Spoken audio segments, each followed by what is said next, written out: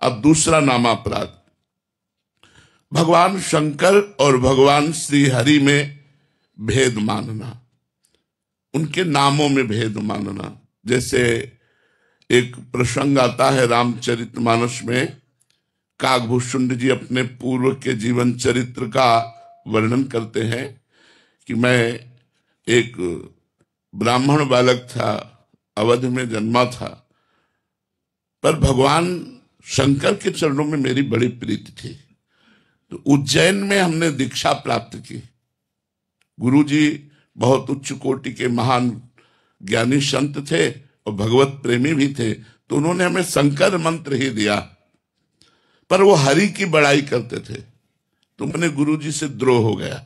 ऐसा नहीं होना चाहिए। उसका परिणाम क्या हुआ कि गुरु से उपेक्षा होने लगी, दोनों अश्रद्धा होने लगी। तो गुरुजी आए और उन्होंने उठकर प्रणाम नहीं किया। ये भारी अपराध है। गुरु के सामने पहुंचने पर सर झुक जाना चाहिए, और हो सके तो पंचांग प्रणाम करना चाहिए, और हो सके तो साष्टांग प्रणाम करना चाहिए। गुरु साक्षात परब्रह्म।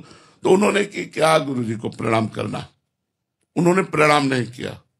उसी समय भगवान शंकर असंतुष्ट हो गए। जिनका वो अनन्य था, जिनका मंत्र जप करता था, उन्होंने ही आकाशवाणी हुई कि अरे दुष्ट, अजगर के जैसा बैठा रहा, तेरे गुरुदेव पधारे और तो उठ करके प्रणाम नहीं किया। जब मैं शाप देता हूं 1000 बार अजगर योनि को प्राप्त हो, 1000 जन्म तुझे अजगर योनि के प्राप्त हो। अब तो गुरुजी ने जब यह आकाशवाणी सुनी तो करुणा से विकल हो गए कि ये बेचारा ज्ञानी जीव कितना भारी कष्ट प्राप्त करेगा। तो नमामि शमीशान निर्वाण रूपम, इस स्तोत्र का गायन किया।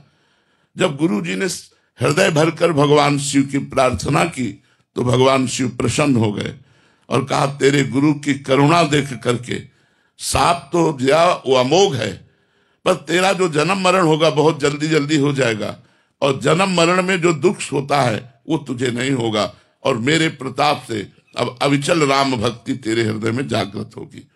तो ये दूसरा नामापराध है, भगवान शिव और श्री हरि में भेद करना, भगवान शिव और श्री हरि के नाम में भेद करना। आजकल लोग समझते नहीं हैं। कुछ वैष्णव शैव की निंदा करते हैं, कुछ शैव वैष्णव की निंदा करते हैं, और दोनों परमार्थ से अपने आप को खाली कर देते हैं। जो शैव होकर वैष्णव की निंदा करेगा, जो वैष्णव होकर शैव की निंदा करेगा, वो दोनों अपने परमार्थ से भ्रष्ट हो जाएंगे। इसलिए ये दूसरा नामापराध, भगवान शिव और भगवान श्री हरि में भेद न करना।